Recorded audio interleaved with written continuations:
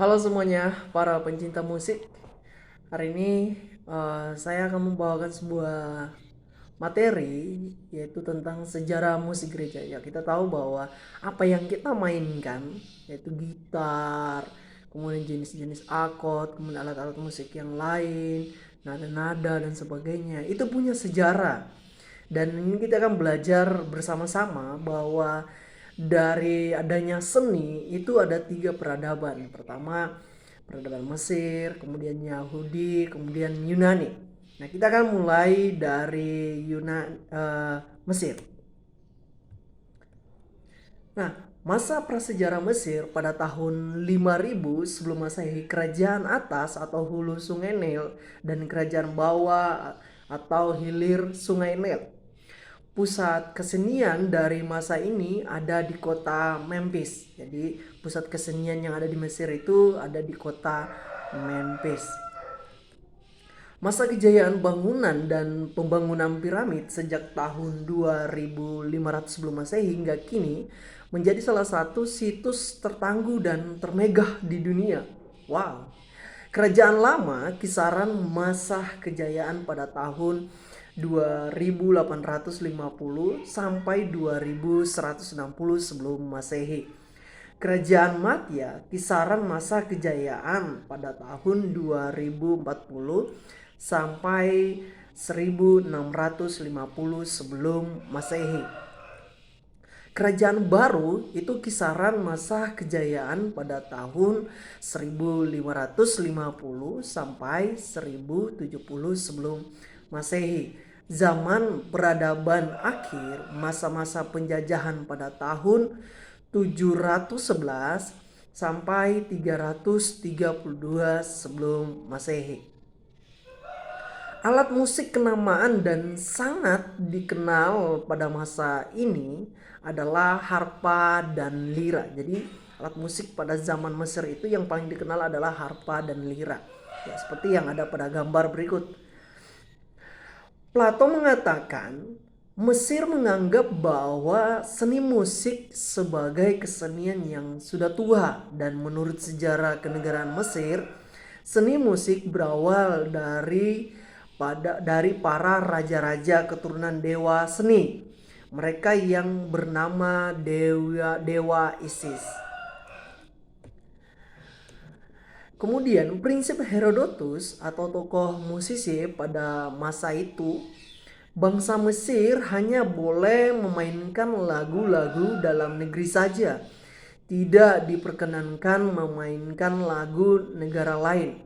Hukum legalitas sudah berlaku di masa Mesir. Jadi pada bangsa Mesir itu kita memainkan lagu ya hanya produk-produk Mesir saja, tidak boleh kita memainkan musik-musik dari yang lain atau produk luar ya, dari Mesir gitu. Itu menurut prinsip Herodotus. Kemudian lagu ratapan pada masa Mesir disebut maneros.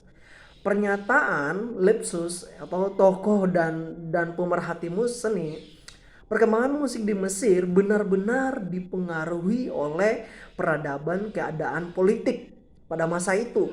Kritik berbau melodi dan syair sudah dirangsang pada masa kejayaan Mesir. Harpa merupakan jenis alat musik petik, ya, sering diilustrasikan sebagai alat musik para malaikat.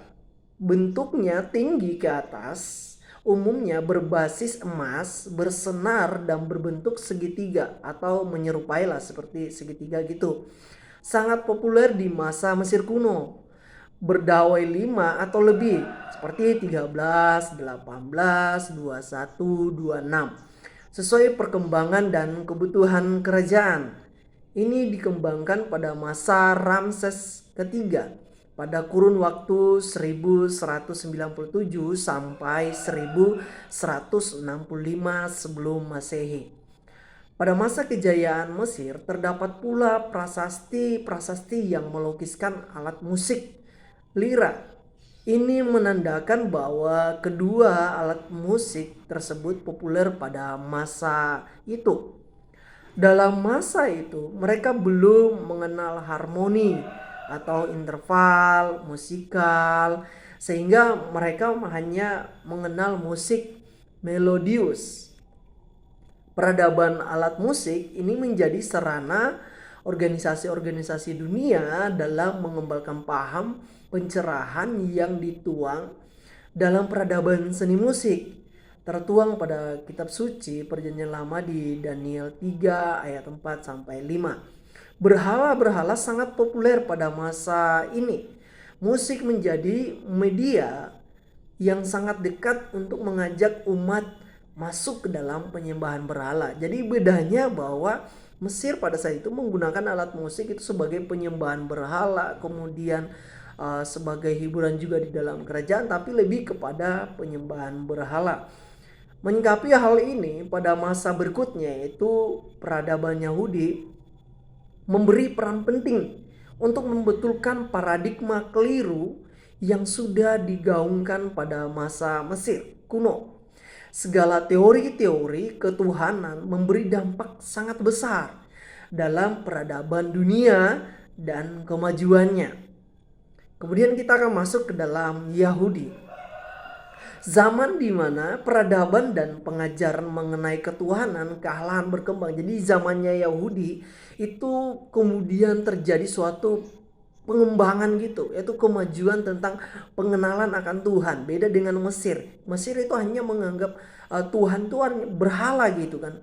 Jadi kalau bagi kita sekarang orang-orang Nasrani bahwa di zamannya Mesir musik itu digunakan berhala, tapi pada masa Yahudi itu berbeda. Musik itu menggambarkan sesuatu ketuhanan atau kealahan. Bangsa Yahudi tidak meninggalkan prasasti atau sejenisnya, sehingga sulit untuk menerjemahkan perkembangan seni di masa ini. Namun tidak dipungkiri bahwa peradaban Yahudi merupakan peradaban yang memperkuat adat istiadat dalam meluhurkan Allah. Hal ini tertuang pada kitab suci Perjanjian Lama di dalam Keluaran 15 ayat 21. Luhurkanlah nama Tuhan karena Ia Maha Tinggi. Ia membenamkan kuda dengan penunggangnya dalam laut. Melalui kejadian Deborah dan Barak anak Abinoam dalam mengalahkan Raja Sisera dari bangsa Kanaan, mereka bersabda, "Dengarlah hai raja-raja, telingkanlah telinga hai para penguasa. Aku akan bermadah kepada Tuhan dan akan memahdahkan mazmur kepada Tuhan, Allah bangsa Israel," di dalam Hakim-Hakim 5. Ini sebagian kecil dari berbagai kejadian-kejadian nyata dari masa Yahudi yang terjadi, seperti Musa, Yosua, kemudian para hakim-hakim, Elisa, Yesaya, dan masih banyak lagi, sesuai ada dalam kitab Perjanjian Lama. Sangkakala menjadi suara yang paling fenomenal dalam masa ini. Sifatnya mengaum dan bergemuruh. Dalam kisah sejarah bangsa Israel, masa ini tidak hanya menguasai daya atau kekuatan mada. Mada adalah sebuah kata homonim yang berarti pujian yang disampaikan. Bisa juga berarti ungkapan yang mengagungkan sesuatu. Mada dalam bangsa Yahudi kekuatan dan sifatnya menggaung bersuara tunggal, seperti suara yang dihasilkan dari tabung atau gading atau tanduk yang ditiup. Kinor dan ugab ini adalah alat musik yang diciptakan oleh Jubal, yaitu di Kejadian 4 ayat 11. Kinor seperti harpa kecil berbentuk segitiga dengan berdawai, sedangkan ugab berbentuk bila atau bisa disebut seruling. Musik Yahudi berkembang pada dua tahap yang sangat berbeda. Tahap pertama yaitu musik Kinisa, yaitu abad 10 sampai 6 sebelum Masehi. Tahap kedua yaitu musik sinagogal, yaitu sekitar 500 sebelum Masehi dan seterusnya. Raja Sulaiman di zaman 966 sampai 926 sebelum Masehi merupakan pengembangan musik tahap pertama, yaitu masa musik Kinisa. Ia adalah tokoh utama perkembangan musik Yahudi mencapai puncak kesempurnaannya. Bukan berarti bahwa nenek-neneknya dulu enggak. Kekurangannya adalah lagu-lagu yang dilantunkan tak tertekstual gitu kan. Jadi kekurangannya adalah lagu-lagu yang dilantunkan tuh tidak tertekstual. Tokoh sebelumnya adalah Raja Daud, merupakan ayah dari Raja Sulaiman. Nyanyian ibadat Yahudi haruslah bersairkan dari Mazmur-Mazmur. Maka itu teks asli Mazmur merupakan bukti nyata dari peradaban musik Kinisa. Paralelisme atau merupakan struktur ayat Mazmur yang terdiri dari dua bagian yang sejajar atau simetris. Bisa dinyanyikan bersama atau chord, bisa juga dinyanyikan solois. Cara menyanyikannya bisa di dalam satu ayat dengan tanda koma atau dua ayat bergantian. Cikal bakal dari nyanyian Gregorian adalah dari ayat-ayat Mazmur yang bersahutan. Dengan kata lain merupakan sebuah responsorial. Istilah latinnya adalah responsum yang berarti jawaban. Pembawa Mazmur secara responsorial atau solies ayat Mazmur. Sedangkan jemaat itu adalah responsum atau refrain. Musik sinagoga, nama ini diambil dari tempat bernyanyi atau monumen di Babylon yang telah dihancurkan. Sinagoga itu tempat berkumpulnya orang Yahudi untuk berdoa, mendengarkan pembacaan Taurat, juga untuk bernyanyi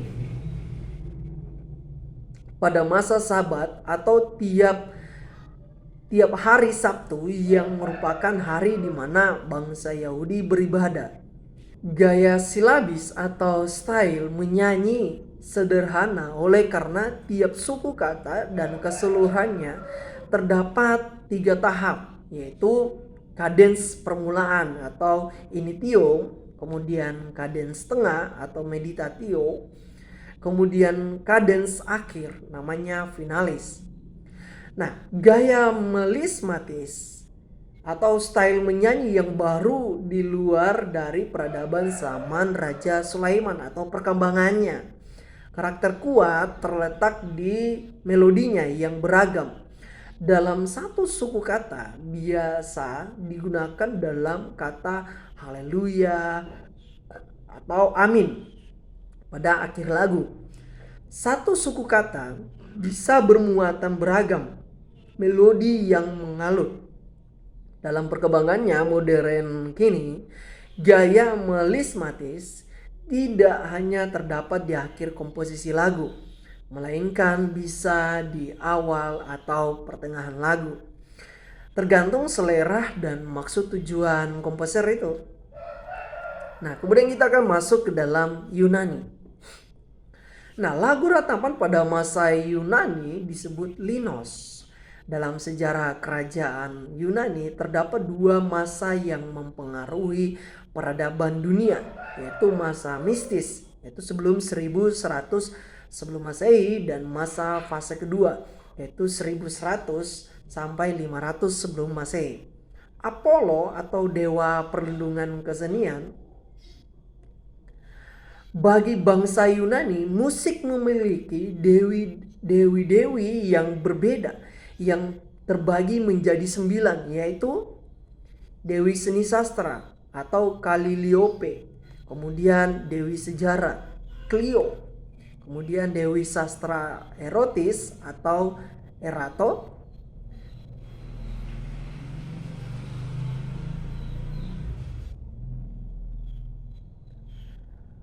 Dewi Sastra Liris atau Euterpe, Dewi Ria Jenaka atau Thalia, Dewi Dharma Sedi atau Melpomene, kemudian Dewi Seni Tari yaitu Terspiskor, Dewi Seni Olah Nada atau Poliminia, Dewi Ilmu Bintang yaitu Urania. Nah, pada fase kedua, kisaran tahun 1100 sebelum Masehi sampai 500 sebelum Masehi hingga seterusnya merupakan peradaban yang menggemparkan dunia. Oleh karena di fase ini semua sistem musik terangkum. Jadi Tirateos yaitu merupakan seniman pertama bangsa Yunani yang hidup sekitar tahun 676 sebelum Masehi. Ia adalah pencipta lagu-lagu patriotik yang merangsang pemuda Sparta menjadi pejuang dalam berperang dengan orang-orang Mesenia. Terpandros atau Terpander, orang yang paling berpengaruh dalam peradaban musik dunia. Lahir di Pulau Lesbos dan bermukim di Sparta sebagai guru besar peradaban awal seni musik. Ia adalah pendiri sekolah musik Lesbos. Ia adalah pengembang tetrakord, yaitu 4 nada menjadi 7 nada. Polinestos yaitu 700 sebelum Masehi merupakan penemu dan penyohor sistem 7 nada yang dikembangkan oleh Terpandros. Nah, nada lirab yang asli adalah E, D, C, B atau nada tambahan lanjutan dari lira adalah A, G, F, dan E. Nah, tangga nada diatonis atau dasar dan dari semua teori ini adalah tetrakord. Tetra berarti 4 atau tetrares dan chord berarti dawai yaitu kroda. Dikatakan diatonis karena adanya langkah lanjutan dari 4 nada asli yaitu tetrakord dan berujung pada 3 kemungkinan, yaitu setelah 2 langkah utuh terdapat langkah setengah dinamakan doris yaitu 1, 1, setengah. Nah, langkah setengah terdapat di tengah 2 langkah utuh disebut frigis yaitu 1, setengah, dan 1. Langkah setengah nada terdapat di sebelum 2 langkah disebut liris yaitu setengah, 1, 1. Nah, jika menjadi tangga nada pokok atau 7 nada, maka ketiga rumus tersebut dilanjutkan ke bawahnya lagi sehingga tercipta 3 tangga nada pokok dengan rumus sebagai berikut. Namanya doris yaitu 1, 1, setengah, 1, 1, setengah. Kalau frigis 1, setengah, 1, 1, setengah, 1. Kalau lidis setengah, 1, 1, setengah, 1, 1. Jadi itulah yang bisa ya saya bagikan bagi teman-teman semua, sehingga kita boleh belajar bahwa apa yang kita mainkan, musik yang kita mainkan, chord dan sebagainya itu mempunyai sejarah. Dan itulah terjadinya di 3 peradaban itu, yaitu Mesir, Yahudi, dan Yunani. Semoga pelajaran ini boleh bermanfaat bagi kita semuanya. Terima kasih. Salam hobi musik.